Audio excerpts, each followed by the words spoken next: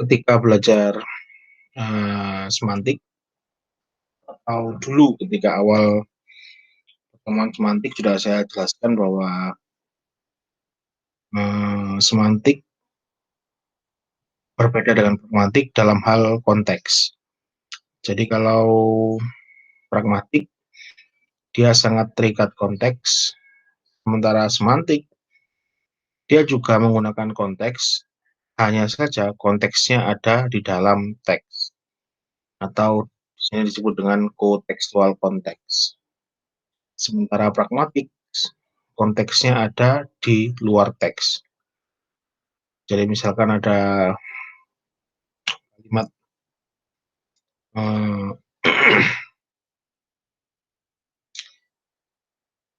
kelas ini, misalkan di sebuah ruang kelas, seorang dosen bilang, kelas ini panas sekali ya. Nah, itu apa namanya? Maknanya adalah tolong nyalakan kipas angin, atau misalkan tolong nyalakan AC, atau bisa jadi tolong nyalakan jendela. Jadi melihatnya dari konteks yang ada di luar teks. Jadi di dalam teksnya, di dalam ujaran kelas ini panas sekali, tidak ada satupun yang mengindikasikan kalimat itu mengindikasikan bermakna tolong nyalakan kipas angin, tolong nyalakan AC, atau tolong bukakan jendela. Tapi kenapa kita bisa mengartikan demikian? Kenapa kita bisa tahu implicit meaning dari ujaran tersebut? Nah, karena kita paham dari itu, konteks. Nah, konteks luar teks, tadi kan di luar. Jadi kalian bisa memahami, karena di dalam teksnya tidak ada sama sekali ujaran atau kalimat atau kata yang memiliki arti tolong nyalakan kipas angin. Karena kalimatnya kelas ini panas sekali. Nah, kalau ada di dalam teks, itu berarti menggunakan inside the text atau contextual konteks itu. Sementara kalau di luar teks, ya ini ada dua jenis. Jadi konteks sendiri ada 3 jenis di sini ya. Ada situational konteks, kemudian ada background knowledge konteks. Background knowledge nanti ini dibagi menjadi 2 juga. Kemudian ada contextual konteks. Nah, yang 2 ini milik pragmatik. Yang satu ini contextual konteks ini milik semantics. Yang kontekstual ini adalah konteks yang terdapat di dalam teks. Misalkan ada saya ngobrol dengan Pak Rofik. Pak Rofik, saya tadi lihat Mbak Vinda sedang jalan ke gedung B. Dia bawa buku, dia bawa buku yang kayaknya mau dipakai untuk kelasnya Pak Rofik. Kayaknya dia nganter buku tersebut kelas Pak Rofik. Tadi Pak Rofik ketemu sama Mbak Vinda. Nah, dia di sini itu kan refers to Vinda. Dari mana saya tahu bahwa dia itu adalah Mbak Vinda? Karena ada di dalam teksnya. Jadi itu yang disebut dengan konteks yang ada di dalam teks. Jadi dia refers to siapa, itu kita bisa tahu karena ada di dalam teksnya, karena disebutkan di dalam teksnya. Jadi secara gampangannya itu untuk pengertian konteks yang ada di dalam teks. Tapi nanti akan kita bahas lagi secara berurutan ya. Jadi saya bahas dulu dari konteks yang 2 ini, kemudian baru konteks ini, karena ada banyak sekali jenis-jenis atau istilah-istilah yang digunakan dalam konteks ini. Kita mulai dari yang 2 dulu, yang 2 ini dulu. Jadi ada konteks dan ada knowledge konteks. Ini yang kita pelajari dulu. Di sini ada contoh percakapan dari dua orang mahasiswa yang mahasiswa jurusan Applied Linguistics di Universitas Edinburgh. Uh, si DM ini adalah orang Inggris, kemudian ini ya punya rencana untuk menghabiskan hari raya Paskah di Spanyol, tapi nggak bisa beli tiket. Akhirnya dia mengajak F ini, seorang wanita Skotlandia, untuk hill walking di Aran. Jadi untuk apa, jalan-jalan hiking lah di bukit ya, gunung tapi tidak terlalu tinggi, kayak Bromo gitulah. Aksesnya sudah mudah. Jadi mereka ngobrol dengan DM.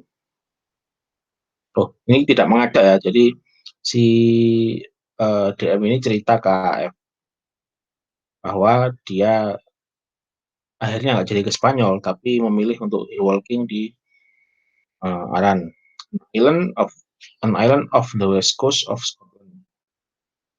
Nah, di AF ini kan orang Skotlandia. Jadi karena lokasi Aran ini di Skotlandia, jadi dia tahu. Ya kayak kalian yang orang Malang, orang Probolinggo atau orang Pasuruan, kemudian ada teman kalian dari Jakarta cerita mereka baru saja pertama kali atau baru saja mengunjungi Bromo, ngobrol dengan kalian pasti langsung nyambung. Karena memang ya kalian mungkin tidak pernah ke Bromo, tapi kalian tahulah Bromo itu apa gitu. Jadi mereka ngobrol ini. Jadi kamu pergi ke Aran? Jadi menjawab, itu nice actually, have you been to Aran? Kemudian no, I've not, like to go, lot of climbing.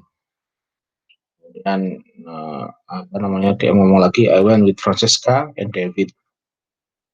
Kemudian si DM ini menjelaskan lagi, selain Francesca dan David, siapa lagi yang ikut? Francesca's roommate and Alice, a friend of Alice from London. There were 6 of us, jadi ada 6 yang berangkat.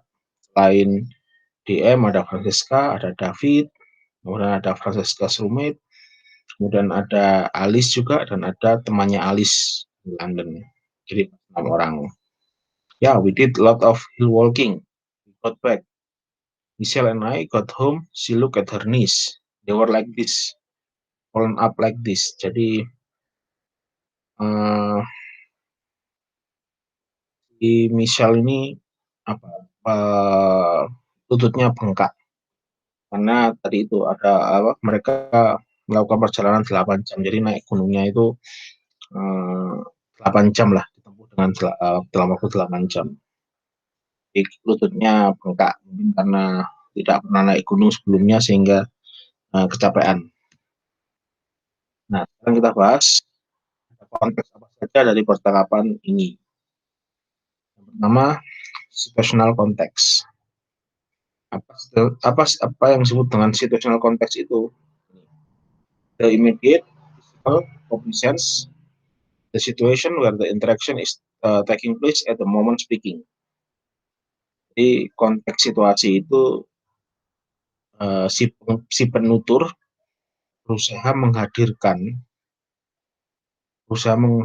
konteksnya di depan lawan tuturnya, sehingga orang yang, jadi misalkan kalian ngobrol A dengan B ngobrol, si C ini yang hanya nguping saja tidak akan paham dengan apa yang dimaksud oleh A dan B, karena A hanya membagi konteksnya dengan B. Ini harus dilihat. Jadi si A berusaha memvisualkan apa yang terjadi padanya sehingga si B bisa paham. Sementara C yang dia hanya mendengar, dia tidak akan lalu ya mungkin dia paham tapi tidak akan mengerti secara detail, tidak seperti B. Jadi misalkan di sini ada tadi ya, they were like this, blown up like this. Nah, swollen up like this ini, jadi bengkaknya seperti apa, itu yang paham ya, maksudnya yang tahu bengkaknya seperti apa atau yang bisa membayangkan bengkaknya seperti apa itu ya si AF ini, yang tadi diajak ngobrol sama si DM. Jadi dia misalkan sambil memberikan gesture, bengkaknya segini loh, kayak gitu misalkan. Kalau misalkan habis apa namanya, eh kalian habis tidak masuk kuliah, tanya sama temen, kenapa nggak masuk kuliah? Kemarin mau berangkat, aku jatuh dari motor. Ini kakiku berdarah semua sambil ditunjukkan dan sempat bengkak banget, segini bengkaknya sambil ditunjukkan ke yang diajak ngobrol itu. Jadi si yang diajak ngobrol bisa membayangkan, bisa memvisualisasi apa yang diujarkan oleh si A. Nah itu situational konteks. Contohnya lagi di sini. Jadi ini ini diambil dari cerita ya. The story of August would not have any soup. Jadi di sini ada cerita, ini cerita anak ya. Jadi ini cerita anak, kemudian di cerita anak ini bukunya bergambar, ada gambarnya. Ini menceritakan tentang seorang anak yang bernama Agustus, atau yang dibaca dipanggil Agus lah. Ini suka sekali makan sup. Jadi ini ya, the tale begins with Agustus as a chubby lad who ate and drank as he was told and never let his soup grow cold. Jadi cerita tentang seorang anak yang dia gendut. Jadi saking sukanya dia dengan sup, nah digambarkan bahwa eh, dia itu kalau disuguhkan sup tidak menunggu supnya dingin. Dalam artian yo langsung dihabiskan panas-panas seperti itu. Nah, suatu hari dia itu mungkin bosan sehingga dia teriak, I won't have any soup today. Saya nggak mau lagi makan sup hari ini. Nah, ini tadi pertama itu cerita tentang Gus yang gendut. Nah, di bait kedua ini cerita tentang hal yang berbeda. Jadi next day, now look, the picture shows how long and lean Agustus grows. Nah, kenapa dia kurus dan kering ini? Karena kenapa dia lang and lean? Karena tadi itu dia tidak mau lagi makan sup. Dia teriakan, not any soup for me, I say. Oh, take the nasty soup away. I won't have any soup today. Nah, ini bergambar. Jadi kalau misalkan saya cerita ke anak saya sambil saya tunjukkan gambarnya, anak saya paham maksud dengan how long and lean Agustus grows seperti apa.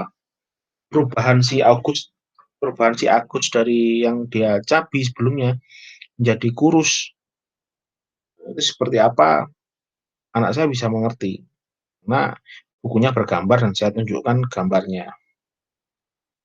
Berbeda misalkan kalau anak saya kemudian cerita ke teman sekolahnya, kemarin aku baca buku sama ayahku, di situ cerita tentang ada orang namanya Agus, dia awalnya gendut, lalu dia jadi kurus karena nggak mau makan sup lagi. Nah, yang diceritakan anak yang diajak cerita oleh anak saya tadi tidak akan paham.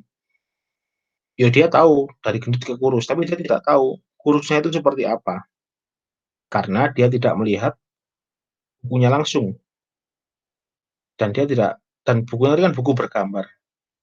Sehingga anak saya paham perubahannya dari gendut ke kurusnya seperti apa. Tapi teman anak saya yang diajak cerita tadi, dia tidak paham. Karena dia tidak melihat bukunya dan tidak melihat gambar ketika si Agus ini gendut lalu berubah menjadi kurus. Nah, itu yang dimaksud dengan konteks situasi atau situational konteks. Uh, Kalau kalian pernah nonton ada satu episode dari film Warkop DKI, jadi tentang kalau nggak salah itu Dono sedang nonton TV, Nah, di acara TV itu dia nonton, si Dono ini nonton, acara memasak, tutorial memasak kayak, cooking class gitu ya. Jadi kayak acara misalkan apa, 1 jam bersama Chef Renata misalkan seperti itu. Jadi ada acara memasak. Nah, si Dono ini menyalakan TV, lalu kemudian pindah ke ruang sebelah. Nah, karena dapurnya di ruang sebelah, jadi dia kemudian hanya mendengarkan saja TV-nya sambil menirukan apa yang diucapkan oleh, si presenter masak tadi itu. Jadi dia nggak nonton TV-nya karena, apa namanya, dapurnya di ruang sebelah, ada ruang terpisah, sementara TV-nya ada di ruang tamu. Jadi dia, apa namanya, mendengarkan, "Siapkan ayam, siapkan, eee, apa, misalkan bawang merah, siapkan bawang putih, siapkan kunyit, kemudian siapkan apa ini, kemudian rebus ayam," dan sebagainya. Nah, ketika sedang asik mendengarkan instruksi proses masak, tahu-tahu si Indro masuk ke ruang tamu. Nah, dia ngomong lah, "Ini siapa yang nonton, ini TV kok nyala, nggak ada orangnya, nggak ada yang nonton." Akhirnya sama kemudian si Indro itu, apa namanya, karena suka olahraga, akhirnya dia cari channel olahraga. Tanpa sepengetahuan Dono, channel Mama Sari diganti sama si Indro, ganti ke channel olahraga, tentang senam. Jadi dulu kan sering ada acara senam yang, apa namanya, ditirukan oleh penonton TV gitu. Nah, si Dono tidak tahu bahwa acara masaknya sudah ganti ke acara senam. Jadi si Indro di depan TV dan nonton acara senam sambil mengikuti gerakan senam. Dono mikirnya itu masih acara masak. Jadi ada kalimat, "Rentangkan tangan." Nah, si Dono karena mikirnya masih acara masak, ayamnya tadi itu sayapnya direntangkan. Apa, "Gerakkan tangan kanan ke depan dan ke belakang 8 kali. 1, 2," gerakkan gitu. Dono mikirnya, "Ah, kayaknya ini biar ayamnya empuk." Akhirnya sayap ayamnya diputer-puter. Kan tangan tangan kiri juga, sayap sayap sebelah kiri diputer-puter juga. Lalu lakukan gerakan. Nah, setelah lama, apa, si Dono, eee, melakukan gerakan dengan ayamnya itu, akhirnya dia sadar, "Kok semakin lama semakin aneh, gerakan-gerakannya kok tidak segera dimasak ini ayamnya."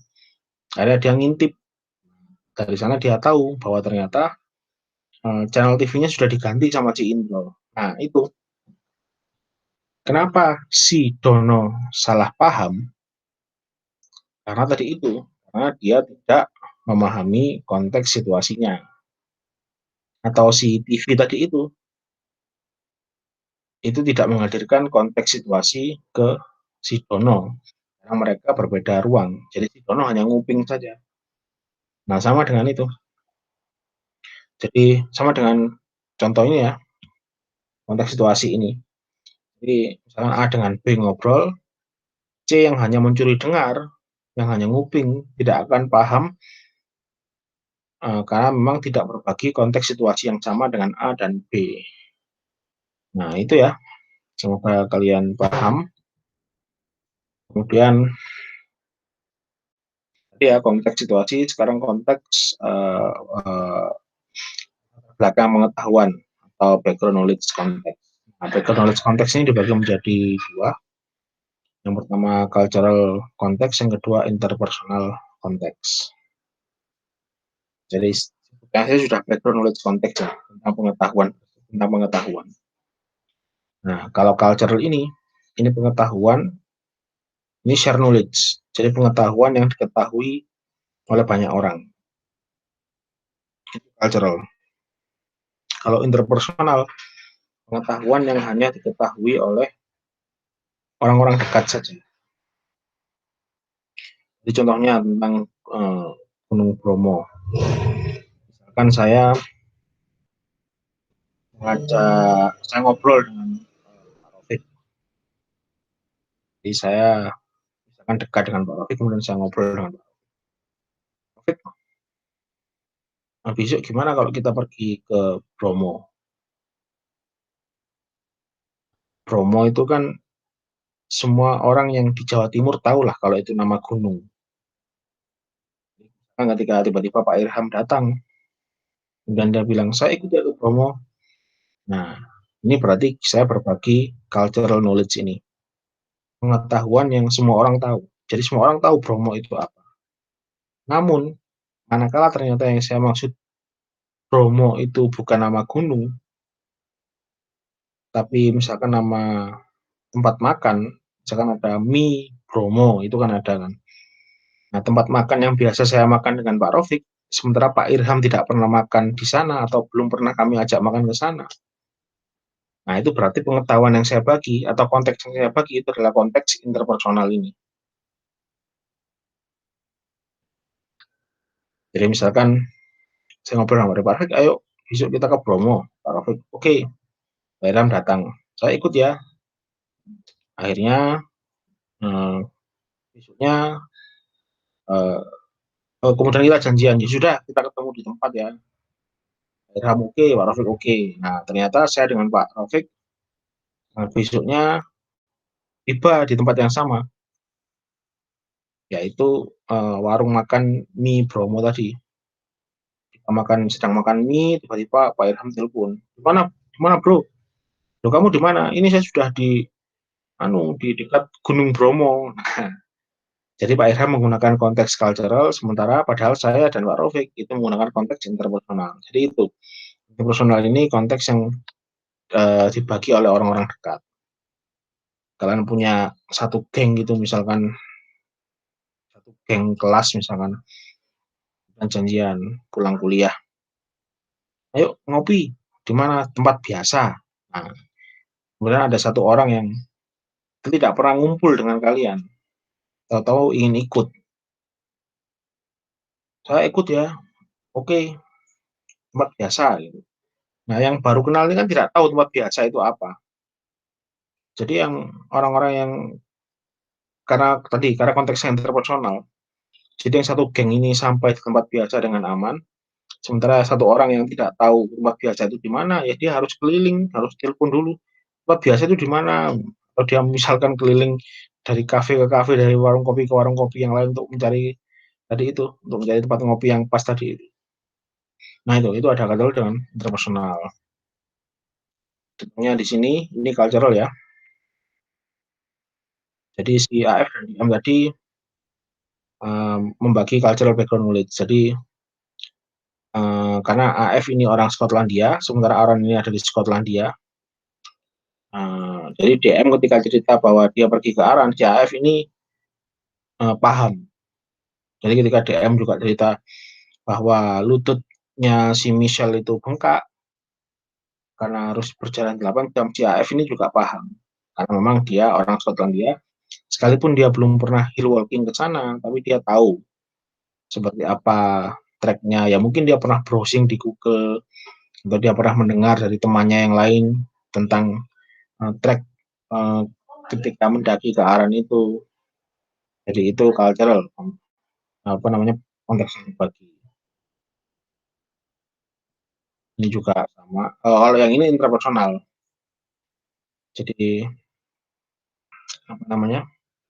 Ada suami istri yang istrinya ini atlet, jadi seorang atlet olimpiade.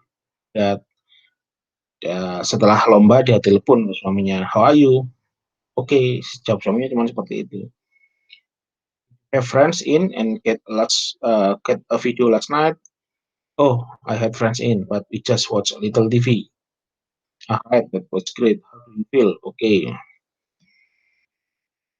Jadi uh, ini pengetahuan interpersonal. Jadi ketika dia bilang, did you have friends in and get a video last night? Jadi maksudnya dia mau bilang, kamu nonton aku nggak kemarin tanding? Kemudian si suaminya menjawab ini, oh I had friends in, but we just watch a little TV. Maksudnya ini sudah menjawab apa? Ya, dia sudah menjawab pertanyaan dari si Her ini bahwa ya saya nonton dan tahu bahwa kamu menang. Seperti itulah kamu. Jadi pengetahuannya interpersonal. Contohnya di sini. Ini kan ada suami istri lagi, yang suaminya sedang mandi, kemudian istrinya teriak, ada telepon. Suaminya bilang, saya sedang mandi. Kemudian dia jawab, oke. Nah, jawaban oke ini kan apa namanya? Kalau mau dijabarkan kan, si istri ini bilang ada telepon, kemudian si suami bilang saya sedang di kamar mandi. Ini kan dia sebenarnya mau bilang saya sedang di kamar mandi, tolong angkat dulu teleponnya. Dia juga saya sedang di kamar mandi, biarkan saja teleponnya. Jadi antara membiarkan teleponnya atau mengangkat teleponnya, pengetahuannya interpersonal. Jadi mereka kan suami istri. Jadi si istri paham dengan kebiasaan suami, atau misalkan si suaminya ini kalau apa namanya istrinya pegang handphonenya itu akan marah-marah, atau si suami malah sebaliknya uh, apa namanya sering meminta tolong istrinya untuk mengangkat telepon kalau dia sedang tidak pegang HP misalkan. Jadi ketika dia bilang I'm in the bath, nah ini apa yang akan dilakukan oleh istrinya terhadap telepon itu tadi itu yang dibagi adalah konteks interpersonal. Jadi misalkan sedang ada tamu juga di sana, itu ada telepon angkatan, si istri nggak mau mengangkat, misalkan karena dia tahu bahwa suaminya tidak suka kalau istrinya apa namanya membuka handphonenya misalkan seperti itu. Kemudian yang si istri menjawab oke. Ini yang dimaksud oke di sini yang paham ya hanya mereka antara suami dengan istri. Oke di sini maksudnya bisa jadi si istri akan eh, apa namanya membiarkan teleponnya, bisa jadi juga si istri akan mengangkatkan teleponnya untuk si suami. Jadi tadi itu kalau kalian misalkan ngobrol, bukan ngobrol ya, kalau kalian misalkan mendengarkan bapak ibu kalian sedang ngobrol dan kalian tidak paham apa yang diobrolkan, nah berarti konteks yang dibagi oleh bapak ibu kalian itu adalah konteks interpersonal, bukan konteks cultural tadi itu. Paham ya? Lanjut. Nah, ini inside the text, kotekstual konteks. Ada banyak sekali kotekstual konteks ini, tapi tidak semua saya jelaskan di pertemuan hari ini. Jadi, kalau tadi konteks yang dua yang pertama tadi, personal and background knowledge, itu adalah konteks yang teks. Sementara yang ini, kotekstual konteks, itu konteks yang ada di dalam teks. The contextual context is the context of the text itself, known as the context. Known as the context. Kemudian dua tadi konteks ada n-nya, kalau yang inside the text yang ada di dalam teks itu context. Jadi di sini ya, ini percakapan tadi antara siapa? AM and DM tadi. Jadi ini Francesca's roommate and Alice, a friend of Alice from London. There were six of us. Yeah, we did lot of hill walking. Us ini siapa? We ini siapa? Itu kita bisa tahu karena di teksnya ada. Saya kembalikan ke yang tadi ya biar lebih jelas. Ini ada us, ada we. Ini reverse ke siapa? Itu kita bisa tahu karena di teksnya ada. Nah, itu yang dimaksud dengan teks yang ada di dalam konteks yang ada di dalam teks atau konteks sebutnya. Jadi siapa as itu, siapa we itu? Ini si DM yang berbicara, kemudian Francesca, David, kemudian Francesca Sweet, kemudian Alice, kemudian ada a friends of Alice from London. Jadi ada 6 orang yang hill walking. Jadi ketika ditanya siapa yang dimaksud dengan us or we ini, itu kita bisa tahu karena di teksnya ada. Nah, itu yang disebut dengan konteks, konteks yang ada di dalam teks.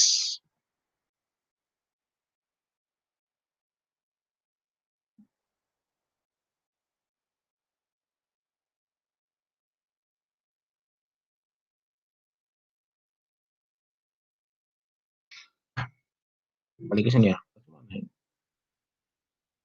Sebentar. Oh ya ini. Nah tadi, eee apa namanya, we, us, itu kalau dalam semantik itu ada istilah deixis. Jadi apa, referensial tadi, reference tadi disebut dengan deixis. Ada 3 jenis deixis, ada person deixis, ada place deixis, dan ada time deixis, tergantung referensinya apa. Jadi kalau person deixis ya I, you, he, she, it, we, and they. We are not amused, so you went to Aran. We got back, and they were like this. Nah ini masuk ke person deixis. Nah, kemudian ada place deixis yang merujuk ke space, ruang atau waktu atau tempat. Bukan waktu ya, ke ruang atau tempat. Karena waktu ada sendiri, time deixis ini. Data there, here, this, that, this, those. They were like this. It was great. Pause. There is another one here. Right. They've got 49 there. Nah ini there, here, that, this itu masuk ke place deixis. Lalu ada time deixis. Nah, next day, then, now.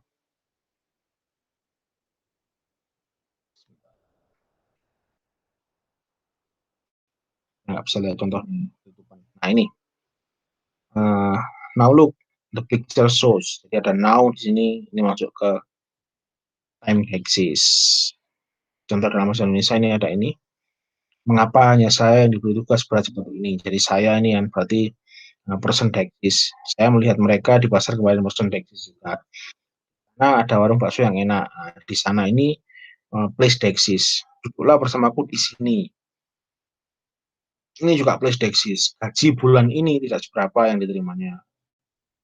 Bulan ini berarti ya time deixis. Saya tidak dapat menolong Anda sekarang ini. Ini juga time deixis. Masih ada beberapa contoh dari konteks yang ada di dalam teks atau konteks. Beberapa contoh, beberapa jenis.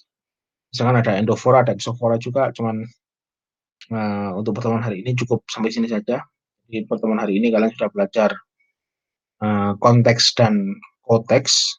Konteksnya meskipun belum semua ya, baru deixis saja. Kalau jadi ada 3 jenis konteks, ada situational konteks, ada knowledge, ada konteks. Nah, yang situasional sudah saya jelaskan, yang background knowledge tadi dibagi menjadi 2, ada cultural dan ada interpersonal. Yang konteks tadi baru belajar 1, baru deixis saja. Jadi yang 2, situational dan background knowledge itu ada di luar teks, sementara yang konteks itu konteks yang ada di dalam teks. Oke, saya rasa cukup sekian untuk pertemuan hari ini.